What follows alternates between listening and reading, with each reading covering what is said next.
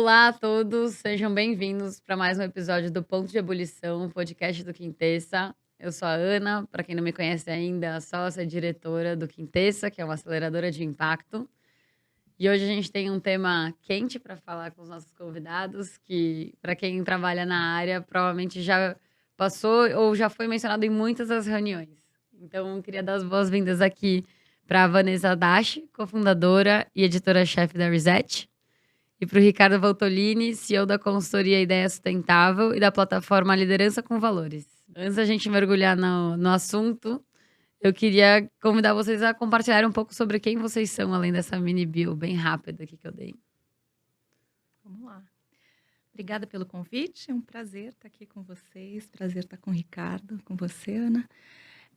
Bom, fora da vida do trabalho, me sobra tempo para ser mãe da Olivia, que é minha filha de 9 anos, e que o nascimento ajuda um pouco a explicar o nascimento do Reset também, que acho que veio com a chegada dela, uma inquietação que começou quando eu ainda estava no Valor Econômico, onde eu fiquei por 17 anos, foi o meu último trabalho como funcionária, né?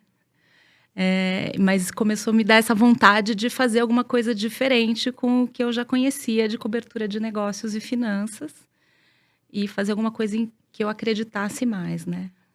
E principalmente do que eu acreditava que deveria ser o caminho dos negócios e do capital no mundo que a gente está, né? Tão difícil.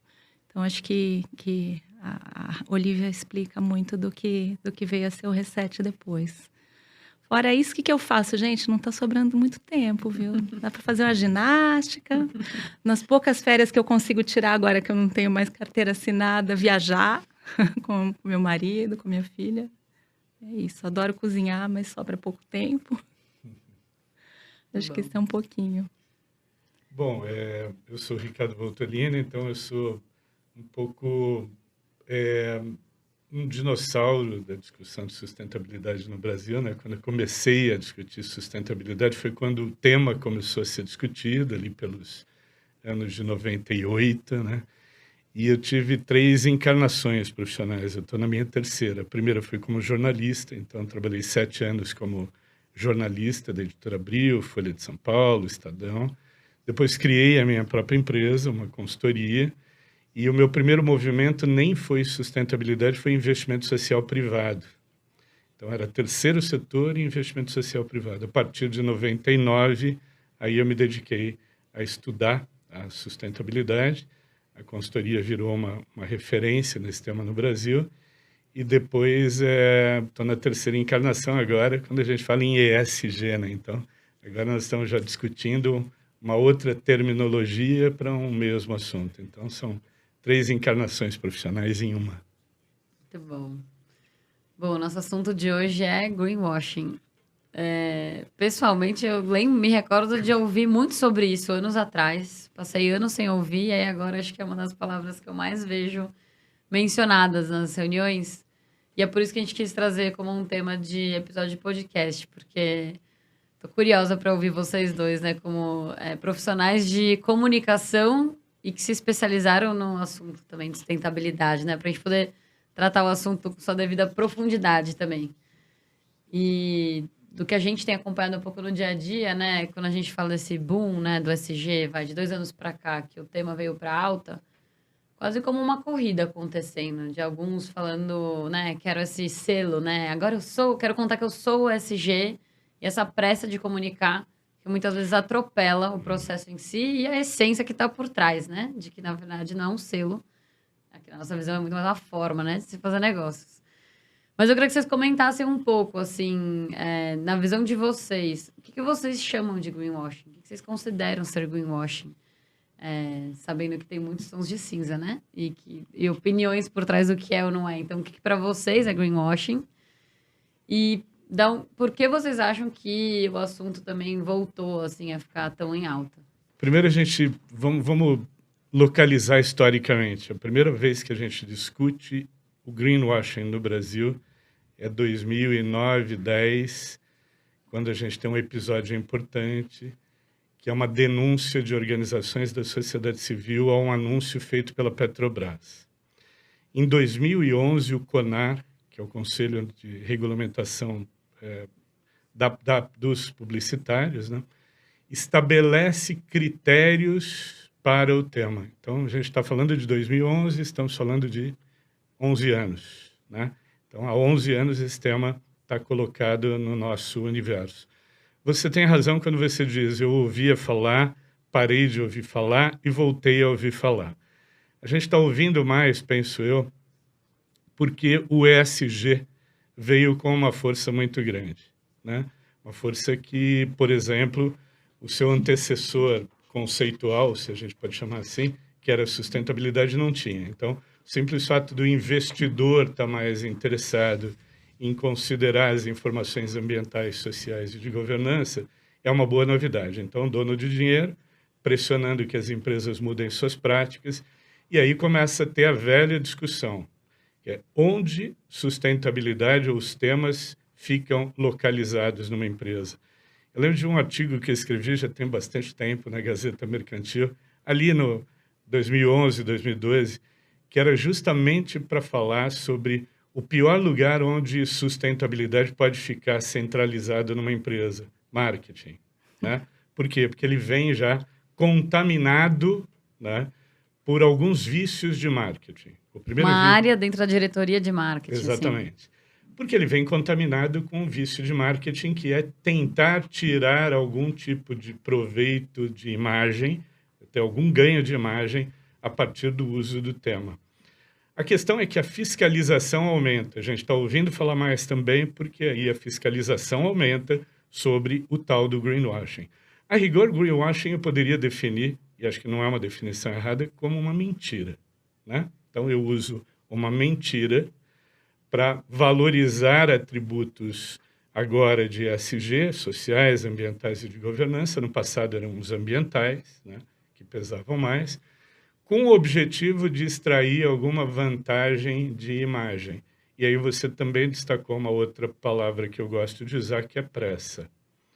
A pressa leva ao greenwashing. Então, assim, eu não gosto muito do julgamento. Ao longo da minha vida profissional, aprendi a não julgar tanto.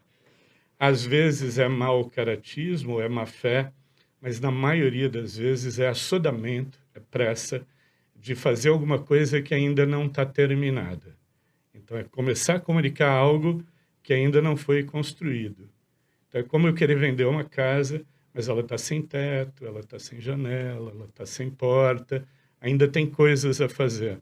E aí o problema é quando você começa a comunicar num mundo como esse que a gente está vivendo, de comunicação instantânea, de hipertransparência, as críticas, a vigilância ao revir. E as empresas têm enorme dificuldade de lidar com este tema. Tinham lá atrás e seguem tendo, né? Tem vários casos hoje no mercado brasileiro, né, de empresas que não estão conseguindo responder, né? A Vanessa sabe bem das empresas que eu estou falando, que não estão conseguindo responder hoje às críticas que estão sofrendo. Por quê? Pressa, penso eu. Eu acho que quando a gente fala de mentira, a tendência, o primeiro julgamento é má fé. Às vezes é. Às vezes é.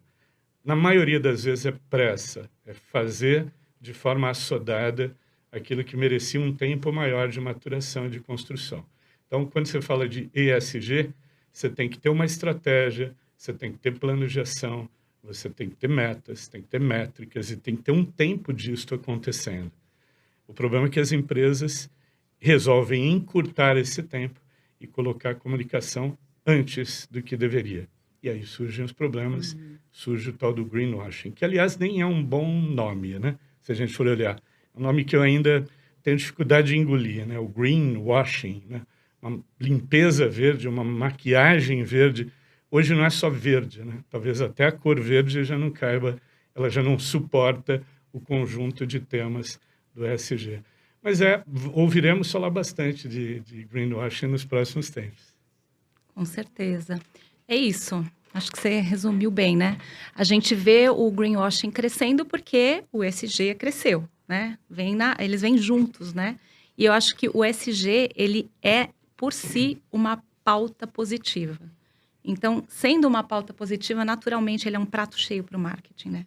As empresas querem, todo mundo quer, os investidores querem, Os bancos querem, as empresas querem, todo mundo quer aparecer bem nessa fita nova, que está em alta, né? Veio essa onda gigante junto com a pandemia e todo mundo quer aparecer bem. Então, eu acho que, eu concordo com você, acho que eu tinha pensado a mesma coisa, acho que tem um greenwashing que ele é intencional e tem um que é involuntário, que vem desse assodamento, dessa pressa.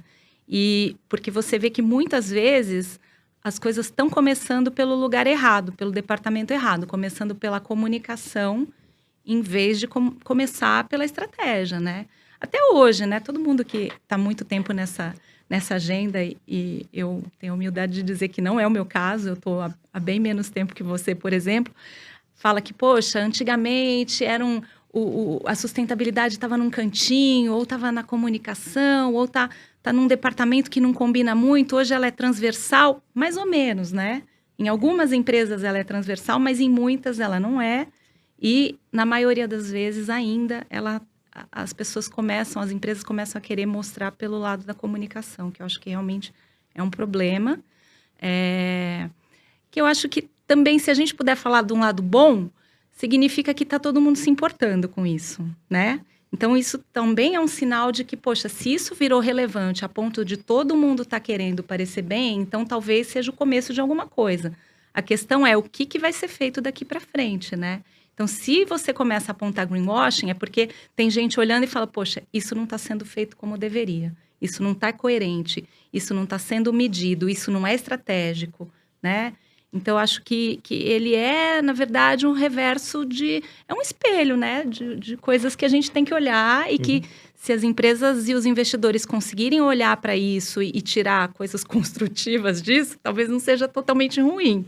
É um sinal de alerta. O que não pode acontecer é a gente se afundar e ficar só com greenwashing, né? Sim, sim. E isso a gente vê todo dia no nosso dia a dia de cobertura, né? A gente... Quer dizer, o Reset é um veículo que cobre negócios e investimentos que buscam soluções para desafios ambientais e sociais. Então, naturalmente, esse tipo de assunto, essas pautas, elas estão na nossa vida, né? Todo mundo procura a gente todo dia com as mais variadas propostas. Ali, a gente tem uma história aqui para contar, tal. E realmente não é muito difícil identificar quando a coisa não tem muita substância. Né? Em geral, não resiste a 2, 3 perguntas, assim, para você identificar se realmente tem consistência ou não tem. O problema é que precisa saber perguntar. Eu quero mergulhar exatamente Sim. nesse aspecto com você. E gosto muito do elemento que você trouxe, né? Porque, de fato, se as empresas estão com pressa para comunicar, tem uma leitura positiva de provavelmente né? A gente sabe que sim, mas vamos supor que estamos aqui dialogando entre céticos, né? Bom, então provavelmente é real a valorização da agenda ou a pressão que existe de investidores, colaboradores, consumidores, porque senão elas não iam estar tão interessadas em comunicar, né? E a pauta de hoje em especial é uma que me gera muitas reflexões, assim, porque de um lado, quando você vê, né, esse movimento de falar, nossa, todo mundo, né, criticando muito a empresa, me dá um sentimento de falar assim, poxa, talvez você tá tentando, né, também. A gente sabe que ninguém vai começar perfeito dentro dessa agenda. Então, quando a gente vem com tanto peso e crítica dentro de um erro, peraí, né? A gente não tá também já de um lado expulsando, não permitindo navegar nos aprendizados da agenda? De um outro lado, eu acho que aí toca... Eu tô vendo o sorrisinho de vocês, acho que é isso, né? Às vezes a gente olha e fala, peraí, né? É um erro genuíno ou, de fato, tem esse lado do... eu acho que nem necessariamente é a má intenção da ação em si, mas no lugar do querer esconder a completude da agenda e falar, olha, isso daqui tá indo bem, mas isso aqui não tá. Essa parte eu sei, essa parte eu não sei. Então, né, tô te dando aqui um pouco de contexto, mas para devolver para você contar um pouco do que são essas 3, 4 perguntas, ou como que você tem feito no dia a dia de Reset para entender também o papel enquanto mídia que não corrobora para a prática do greenwashing. Eu vou fazer um comentário em cima do que você falou primeiro, antes de falar do nosso dia a dia. Eu acho que isso que você tocou é super importante, porque a dificuldade que as empresas têm de dizer o que não está funcionando. Porque, assim, qual é o problema? É você tentar encobrir. você contar uma meia-verdade ou contar uma parte bonitinha e em vez de trazer a complexidade para a mesa.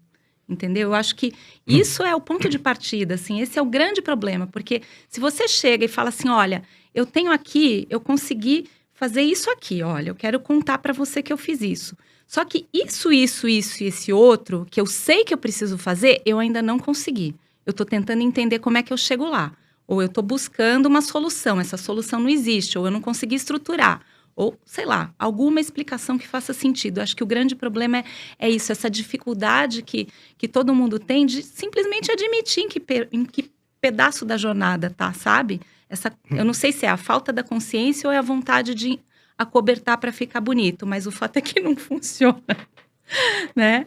E é isso, aí entra o tem uma questão nosso... cultural por trás, eu acho, né? A Exato. gente foi ensinado de que só mostra o lado bonito, ser vulnerável é frágil, né? Exato. Então, isso ressoa também. Né? E eu acho que isso... E aí, eu acho que isso pega um pouco, por exemplo, a gente já ouviu isso, críticas, né? De fontes, de empresas. Poxa, a gente está fazendo um negócio legal, vocês criticam e aí desincentiva. Poxa, mas esse é o nosso papel, né? Como imprensa, justamente trazer e falar, olha, isso aqui, não com sentido de destruir, mas um sentido de trazer consistência ao que está sendo construído e apontar o que não funciona e o que funciona. Então, acho que às vezes falta um entendimento um pouco também de qual é o papel da imprensa, né? Isso geral. Estamos falando não só da sustentabilidade, mas de tudo.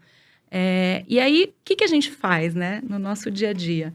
Já acontece com frequência de trazerem, primeiro, ações filantrópicas, né? Muito confundida ainda com a pauta da sustentabilidade. Então, isso é uma coisa que a gente tem procurado educar. Poxa, legal, acho bacana o que você faz, mas isso não tem a ver com o seu negócio, né? Com a sua atividade enquanto empresa, não está dentro da sua atividade. Alguma coisa que você está pegando um pedaço do seu lucro para destinar para uma ação filantrópica, a gente adora, mas não é isso que a gente cobre aqui.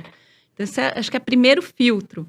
O segundo filtro é, poxa, olha, tem um exemplo que eu gosto muito de uma pessoa que veio na melhor das boas intenções um dia falar, poxa, agora a gente vai fazer um cartão que ele não é de plástico, ele é de fécula de mandioca, não lembro bem qual era. Então, a gente não polui mais. Legal, tá, mas...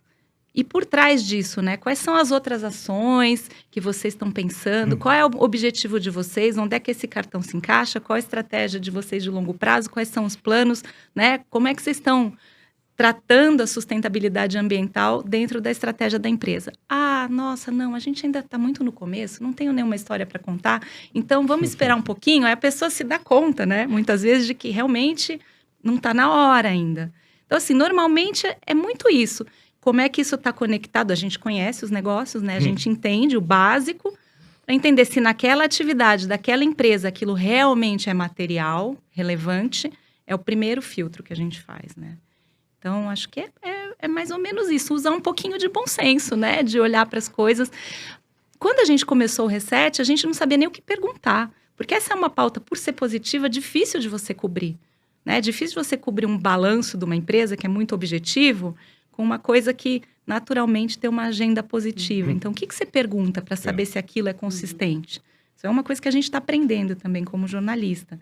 Mas eu acho que é isso, é material, é estratégico, como isso se conecta com o seu negócio, né? Vocês costumam ouvir também mais pessoas, assim, mais stakeholders para checar a informação também? Isso acaba tendo que ser comum ou não necessariamente? Olha, a gente conversa com muita gente, não necessariamente daquela empresa, mas a gente conversa com muita gente e cruza muita informação, né? Então, de certa forma, sim, né? Não é que eu vou atrás de um funcionário daquela empresa. Às vezes, quando a pauta é mais delicada, sim. Mas, em geral, a gente cruza muita informação de fontes diversas, né? Para entender a credibilidade do que a gente está ouvindo. Legal. E você, Ricardo? Eu acho que tem uma coisa legal do que a Vanessa falou, que assim, por ser uma pauta positiva, as empresas acham que elas conquistarão os formadores de opinião falando coisas positivas.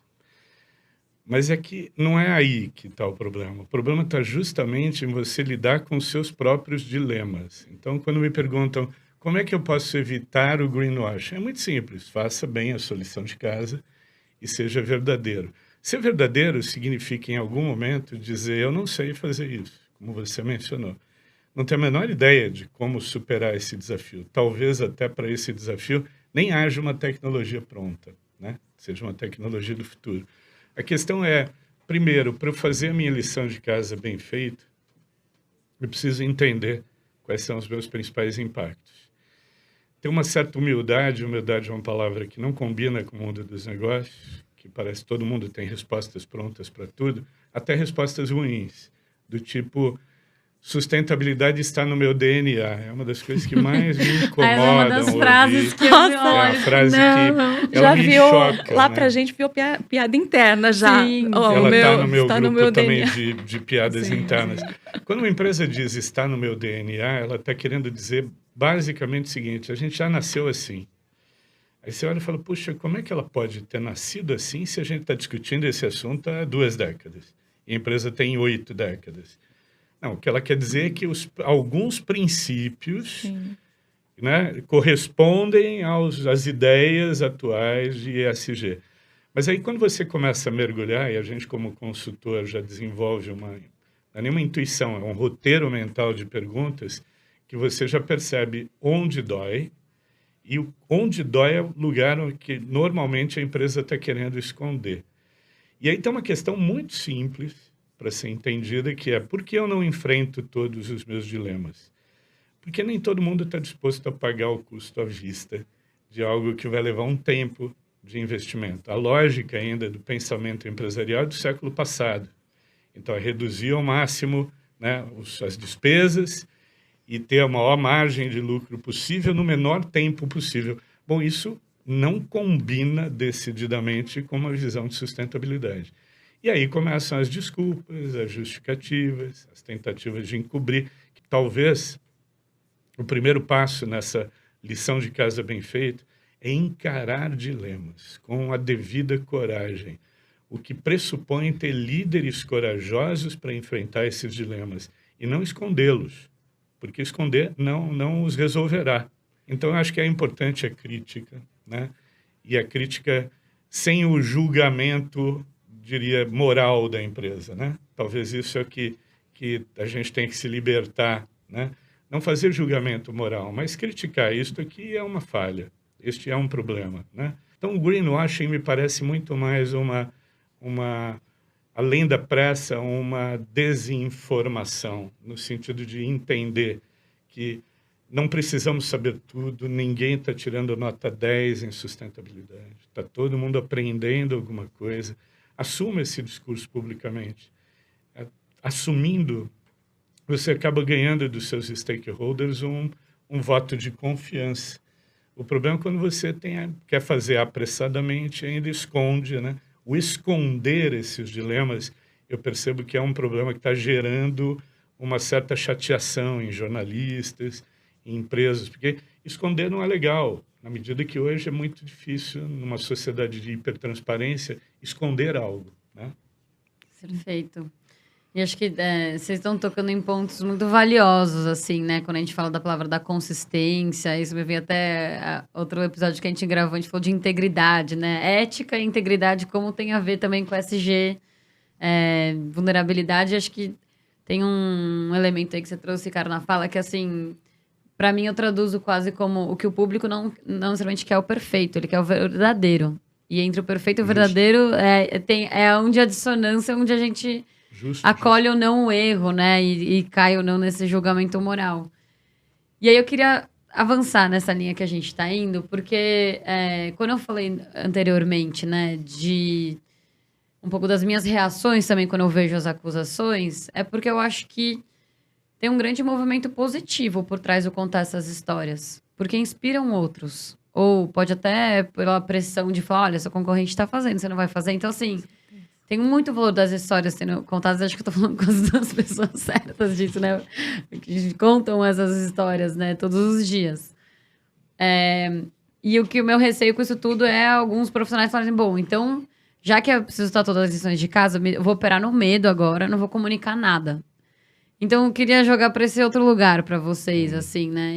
Pra gente também não travar no medo, mas se permite comunicar, mas da forma certa. O que são essas boas práticas? E eu acho que aqui talvez a gente tenta dialogar mais com os profissionais de comunicação, porque o que eu vejo no dia a dia eu pessoalmente já comprei algumas brigas com times de marketing.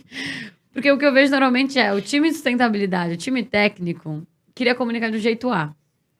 E aí vem marketing daquele banho de loja, que é por trás da lavagem ali, né? Quando a gente fala do greenwashing.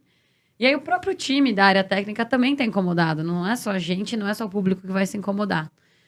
Então eu queria mergulhar um pouco com vocês no que vocês já começaram a trazer de boas práticas, né? Então talvez mencionarem bons e maus exemplos de quando comunicar, de que forma comunicar, o quanto mencionar ou não esses aspectos que não são perfeitos ainda, o quanto focar em falar no projeto, na ação, né, no programa, ou falar sobre a empresa como um todo. Então, mergulhar um pouco mais com vocês nesses aspectos. Eu acho que às vezes esse problema do marketing, né, querer impor a forma, transformar aquela comunicação numa ação de marketing, talvez seja o grande problema. E aí vai uma larga diferença do marketing para o jornalista, né? Para o jornalismo, é isso. Se você está ali com um olhar jornalístico para aquilo, do que importa, de como você conta aquela história, que aquela história reflita uma verdade, eu acho que é uma coisa. Outra coisa é como é que você transforma aquilo numa peça de propaganda, né? São duas coisas completamente diferentes. Eu acho que falta muito esse olhar, tá? E eu acho que hoje isso é uma questão que, não, de novo, não está restrita ao universo da sustentabilidade, do ESG. É um mal do nosso tempo, digamos assim, né? Todo mundo quer aparecer bem, ficar bonito, lacrar, né? Vamos lacrar. Como é que a gente lacra? Então, assim, acho que falta para o mundo hoje um olhar mais verdadeiro para as coisas, de falar o que realmente é e não o que parece bonito, né? Usar um filtro, né? Para ficar mais jovem ou mais, sei lá, né? Então, eu acho que tem muito isso que falta. E falta, então, eu acho que profissionais que consigam falar para as empresas e bancar isso nas empresas, sabe? Eu sinto muito isso, assim, que, poxa, como é que eu agrado esse cliente? Como é que eu faço meu papel? Eu vou vender bem porque eu preciso manter aqui o meu contrato, ou, sei lá, a minha posição. Quando, na verdade, o papel do profissional de comunicação deveria ser aconselhar de verdade. Como é que você faz esse trabalho? Olha, isso aqui não está consistente. Não está na hora. Não concordo com as essa agências campanha. deveriam fazer isso, né? Eu, Vanessa, do meu lado aqui, pensando que esse é o papel do profissional de comunicação. Falar, olha, isso aqui não está maduro. Você vai falar isso aqui, você vai apanhar. Se você pegar alguém que vai te perguntar o que tem que ser perguntado, não vai parar de pé. Agora, você tem um outro problema que é o seguinte, as redações, por exemplo, dos jornais estão fragilizadas hoje em dia. Então, você tem um exército de PR, né, de relações públicas, de um lado, para uma redação que está no tempo real, que está fazendo coisas imediatas, concorrendo com as redes ou atendendo as redes, e aí que não conseguem fazer o filtro do outro lado também, né? Então, tem toda uma distorção aí que é muito propícia ao greenwashing. Eu acho que ela é estrutural e ela é muito propícia a que as coisas saiam tortas. E aí eu acho que é isso, falta o profissional de comunicação se posicionar dessa forma. Eu acho que aí também falta esse profissional estudar e entender as coisas e não só se preocupar com a aparência das coisas, entendeu? Porque a gente percebe que é isso. Gente, sério, a gente está estudando muito para escrever as coisas que a gente escreve. É um mundo. Cada matéria que a gente escreve hoje em dia tem que estudar. Vou escrever sobre mineração, eu tenho que entender quais são os impactos ambientais e sociais que aquela atividade em particular tem. Se eu vou falar do delivery, eu tenho que entender que você está pondo moto elétrica, mas e aquela outra questão social, né? Que é mais relevante no seu negócio, que está realmente no core. Então, assim, eu acho que tem que estudar muito todos os assuntos. Isso não é fácil. A gente brinca lá, é outra piada interna que cada matéria é um MBA. A gente tem que entrar, mergulhar, estudar. E eu acho que para o profissional que está do outro lado do balcão, e para as redações, acho que dos dois lados está faltando isso. Gente, vamos estudar. Você tem que entender. A gente já fez alguns trabalhos com agências de PR em que às vezes as pessoas perguntam, tá, mas como é que eu sei? Como é que eu sei que eu tenho uma boa pauta na minha mão para vender para você? O que você quer ouvir?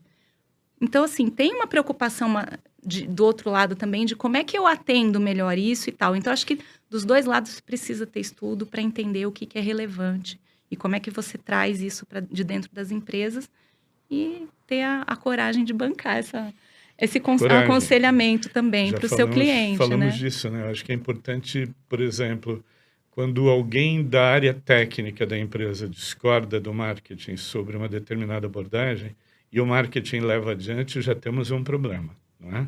Então, se alguém identificou a inconsistência dentro de casa, alguém dentro de casa identificou uma inconsistência. Essa prática não é exatamente nova. Eu lembro quando começaram os relatórios no Brasil, no formato GRI, o próprio GRI tem um campo que diz assim, qual o progresso daquela ação, de um ano para o outro.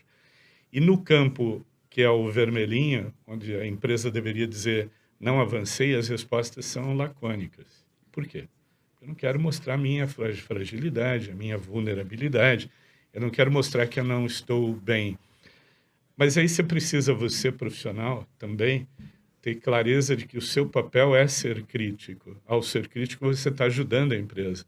Mas aí alguns profissionais também resolvem entrar na mesma lógica do marketing, que vamos ajudar você a contar melhor essa coisa. Então, eu vou trabalhar melhor o texto, vou burilar. É o storytelling. É o storytelling, eu te conto uma história legal.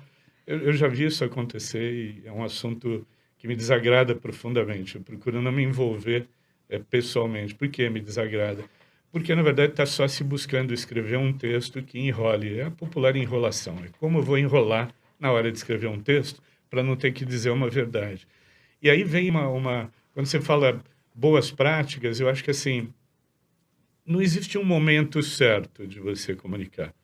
Mas, claramente, o momento errado é comunicar antes de ter algo pronto, né? O que é algo pronto? Considerando que você não vai ter... Você escreve uma estratégia, a gente leva lá 7 meses, 8 meses para ajudar a construir uma estratégia e chega até os planos de ação. É óbvio que aqueles planos de ação vão levar anos ainda, né? Até que a empresa atinja aqueles objetivos. Mas o simples fato daquele desenho estar pronto, os temas estarem identificados, o plano de ação está detalhado, se eu entregar para uma jornalista competente como a Vanessa, ela vai olhar e vai dizer assim, faz sentido para mim. Ou a gente pode olhar e dizer, não faz o menor sentido isso. A gente desenvolve um senso crítico, que é essa crítica que eu acho que falta na empresa e falta nas agências que apoiam empresas. Você tem que ter a coragem, você não pode deixar os teus valores da porta para fora. Vai com tudo, né? Vai você inteiro. Integridade, o que é? Inteireza, né? Se eu quero ser íntegro, eu preciso ter a coragem de, em algum momento, dizer algo ao meu cliente que ele pode não gostar. Mas quando eu digo aquilo para ele, eu estou poupando de lá na frente ser percebido como greenwashing, por exemplo. Então, assim, tudo tem um tempo certo. Não sei se tem um momento adequado, mas o momento errado é fazer antes de ter a estratégia pronta. É antes de saber para onde você vai. É antes de ter se debruçado, minimamente, em pensar como eu vou equacionar os meus dilemas. Porque é isso, a gente percebe, lendo ou ouvindo outras reportagens, às vezes, que as pessoas acham que, basta empilhar um monte de frase de efeito, né? Você escreve uma matéria sobre sustentabilidade, todo mundo falando, porque igualdade de gênero é importante, a diversidade é importante, não sei o que é importante, tudo é importante. Certo, essa é a premissa básica, né? Agora, o que você está fazendo, né? A nossa cobertura é muito pautada nisso, na prática, né? O como? A gente sempre pergunta, mas como? O quê? E esse é outro filtro presente, né? Você falou uma coisa bonita, mas o que isso quer dizer na prática? Vocês estão fazendo o quê em relação a isso? Porque normalmente a pergunta é, qual é o impacto mais ligado ao teu core, ao teu negócio? É isso que me importa mais saber, né? Tudo bem eu usar um papel reciclado no cartão, tá tudo certo. Exato. Mas é uma ação simbólica, né? Onde está o teu negócio, impacta onde? E para este impacto grande, o que você está fazendo? Essa é a pergunta. Vou continuar com você, porque acho que a gente está tocando aqui em várias competências por trás, né? Habilidades. Então, a gente falou da visão de longo prazo, da vulnerabilidade, trabalhar com... Tem vários até assuntos que começaram até a se repetir aqui nos episódios. E acho que isso me dá ainda mais curiosidade de fazer a pergunta que eu queria fazer para você, que na plataforma tem um reconhecimento de executivos na área de sustentabilidade. E vendo de fora, eu fico, nossa, como deve ser difícil isso. Porque é isso, é um reconhecimento temporal, uma fotografia, né? Porque às vezes, meses depois, esse executivo, essa executiva pode fazer algo que seja desalinhado pelo que vocês reconheceram. Inclusive. Então, eu queria te ouvir sobre isso, assim, vocês acompanham um tempo antes, um tempo depois, você já teve situação de tirar o reconhecimento, como que é? Já tivemos situações variadas. Porque, assim, mais uma vez, né, a gente, quando faz um trabalho como esse, é óbvio que você tem vários riscos que estão envolvidos nele. Então, a primeira coisa é que você precisa ter um conjunto de critérios que, do teu ponto de vista intelectual, sejam sólidos. Mesmo tendo esses critérios sólidos, nada garante que, quando eu seleciono um executivo para ele contar a sua história, que aquele executivo depois não venha, por exemplo, a pisar na bola, Escorregar, cometer algo, porque a gente não vai descer na investigação da vida do cidadão, enfim, não dá, não temos como fazer isso. Isso é um trabalho de detetive. O que a gente linka são fatos relevantes, então não dá para ser um líder escolhido se ele não estiver à frente de uma empresa que tem uma estratégia que está sendo implantada. Esse é um primeiro critério. Então, tem que ter uma estratégia. Por que estratégia? Porque, no mínimo, esse cara já pensou em como mudar a maneira de pensar e fazer negócios dele a partir desta ótica. Mas a gente vai ter erros. A gente errou em escolhas também. Mas aí você tem que vir honestamente e dizer, erramos na escolha. E a gente faz isso. E vocês publicaram, assim, tiraram? Publicamos. Né? A gente teve uma situação importante com um líder que até hoje eu acho que esse líder, na verdade, se envolveu na situação muito mais não foi por má fé, certamente, né? Mas ele se envolveu numa situação ruim em que a figura dele publicamente foi criticada. Né? A gente tem um conselho de líderes, a gente sempre ouve os mais sábios. Alguns dizem, calma, né? Não julgue agora, que é um pouco cedo. Dá um tempinho, porque eu acho que ele não cometeu esse erro. Então, a gente pondera sobre as escolhas. Mas, assim, a gente não tem problema de voltar atrás, porque a gente não oferece um selo de eu sou um líder irretocável, eu sou um líder perfeito. Não, a gente seleciona histórias ou líderes que podem contar histórias de transformação baseadas em evidências. Então, óbvio que eu vejo todas as evidências. Às vezes a gente acerta na empresa e erra no líder. Às vezes a gente acerta no líder e erra na empresa. Pode acontecer. Mas o mais importante é você saber o momento certo de reconhecer e o momento certo, talvez, de não entrar numa certa polêmica do tipo vamos trucidar este cara porque ele é a vítima do momento. Né? Isso aconteceu com a gente em alguns casos. Samarco foi um deles. Né? Então, assim, aconteceu. A gente deu um tempo para Samarco, do tipo, ó, a gente dá 3 meses, a gente gostaria de ouvir uma resposta. A resposta não veio, a gente tomou uma outra atitude, foi para um outro caminho. São decisões que você tem que tomar, né? Quando você tem um projeto com essas características. Tem a ver com colocar em prática o que a gente acabou de falar, do que se espera das empresas, Da né? coerência, Da honestidade, claro. da coerência, do admitir o erro. Então, É. faz muito sentido. A gente já pensou algumas vezes assim, em criar produtos baseados em avaliação, em ranking, enfim. E é uma dificuldade mesmo, né? Porque a gente pensa, isso, será que você está dando um selo? A gente não quer dar selo. Não dá selo. Quem sou eu para dar um selo e dizer que aquela empresa tirou nota tal? É difícil, é complicado. Mas eu acho que isso também está relacionado com uma outra coisa que tem a ver com evolução, tem a ver com greenwashing. Hoje você não tem tantos parâmetros para avaliar objetivamente as coisas e isso tudo está se desenvolvendo, né? Tanto nas compromissos de net zero que você... Os compromissos de descarbonização das empresas, que hoje você tem algumas metodologias de análise, né? Você está começando a ter parâmetros que ajudam também nesse olhar, né? De, poxa, isso aqui está sendo cumprido, isso aqui faz sentido, né? É diferente de você falar, essa empresa tem lucro, essa empresa não tem lucro, você tem um padrão ali para reportar lucro, né?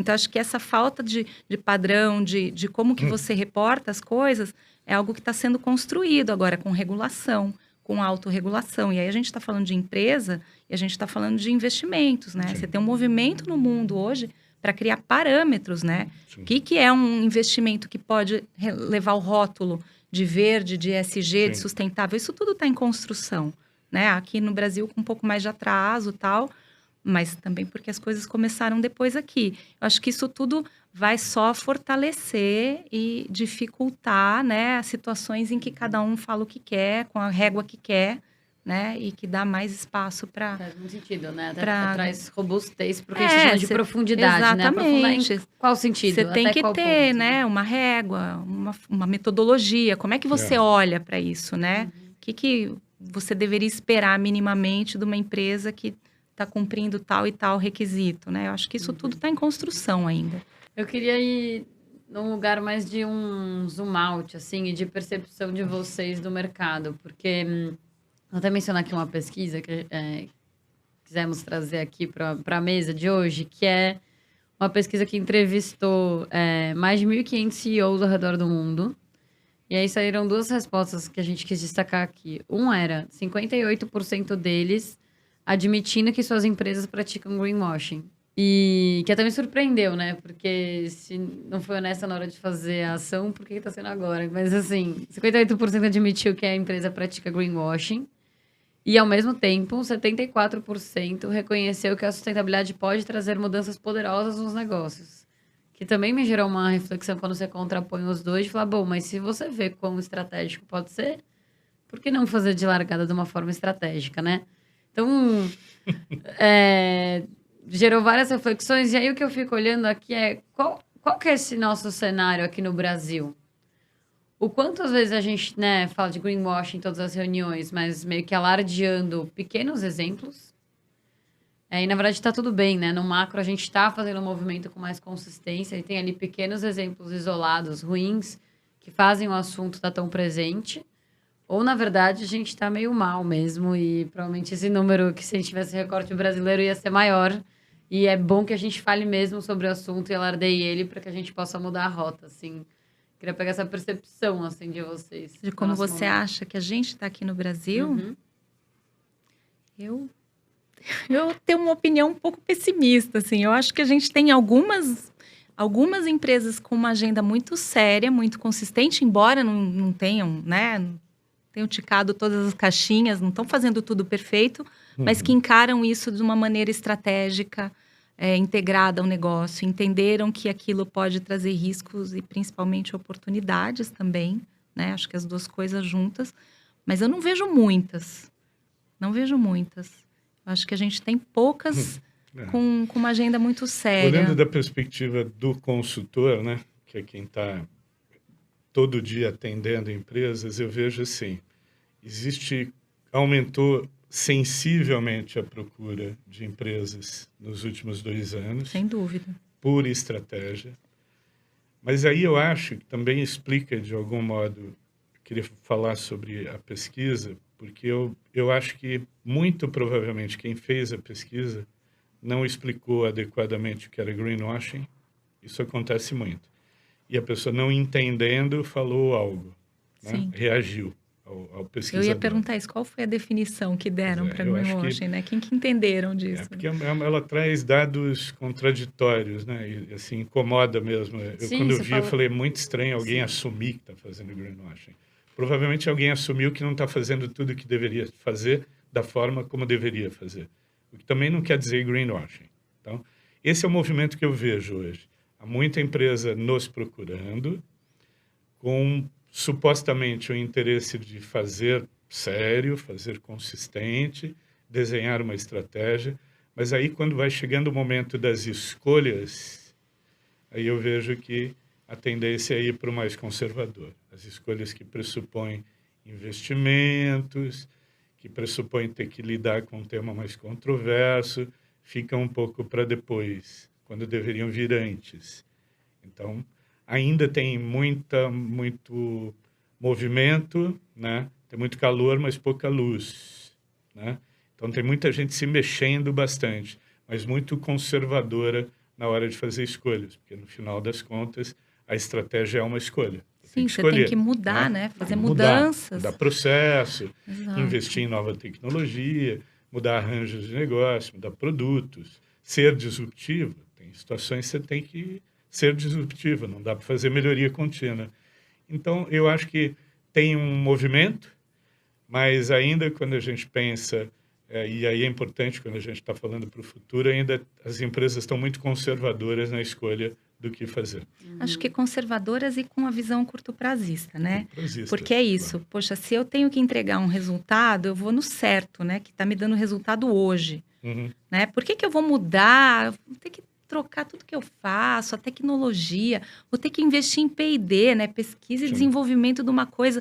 Vou ter que transitar por um lugar que eu não conheço, que talvez me tire o foco de outras coisas que estão me dando resultado hoje. Sim. E muitas vezes o executivo que está fixando meta e fazendo promessa não vai estar nem sentado na cadeira daqui 10 anos, 20 anos. Então, tudo bem, eu me comprometi, mas não sou eu que vou cumprir, né? É isso. É como se as coisas fossem automaticamente também se transportar para o dia do cumprimento da meta, 2050, todo mundo virou carbono neutro sem ter feito nada, um né? dia antes, né, de completar exato. 2050, sem ter a gente sai correndo para fazer, né? Exato, Amanhã sem ter 2050. planejado como você faz, né? Então, acho que essa visão de curto prazo, ela atrapalha, né?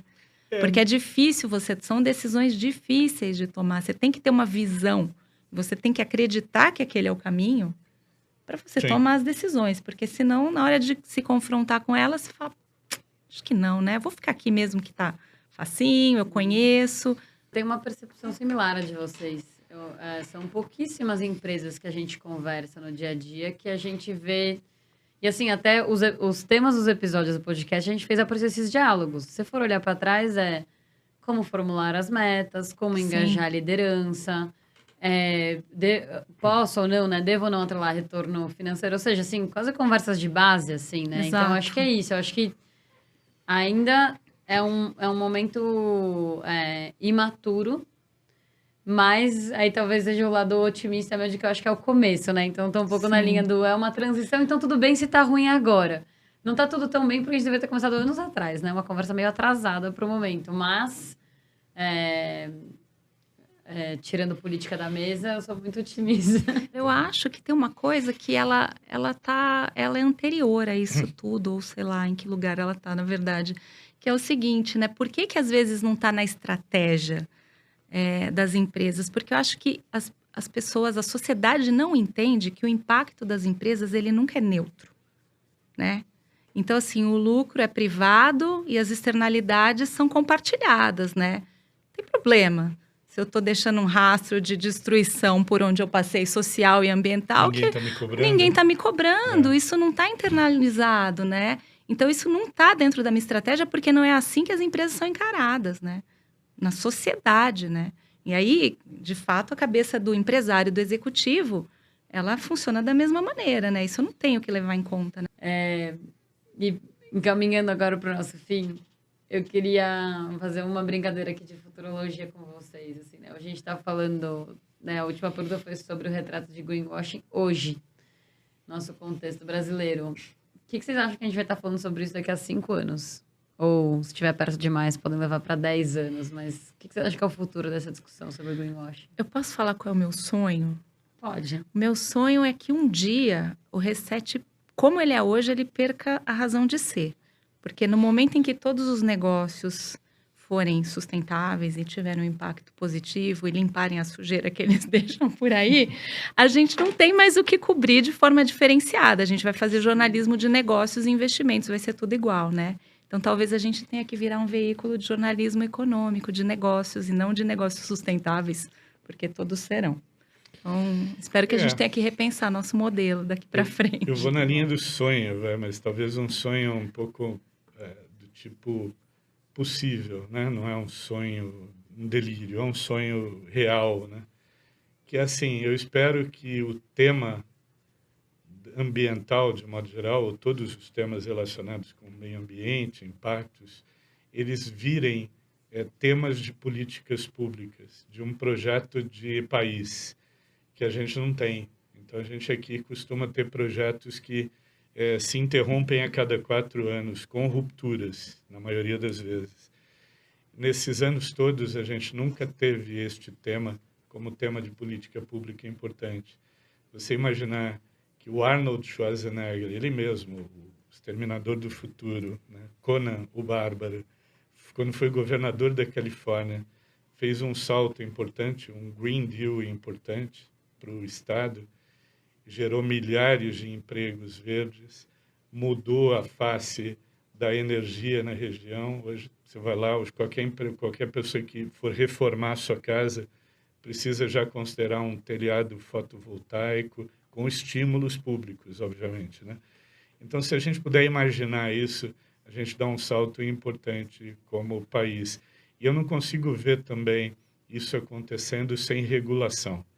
Eu acredito nas autorregulações, mas eu acredito em regulação também, porque a gente precisa cuidar um pouco das próximas gerações. Não dá para deixar que apenas líderes de empresas tomem decisões de negócio pensando nas próximas gerações, porque já falamos aqui, a Vanessa falou, a visão é curto-prazista. Ela não combina com a visão de próximas gerações. Então, tem que ter alguém olhando por isso, alguém regulando, alguém cobrando, alguém estimulando quem produz de forma limpa e alguém punindo quem produz de forma suja, né? É uma maneira de acelerar o processo também. Não contar só com a boa vontade, né? Sem dúvida, é papel de Estado, né? Papel de Estado.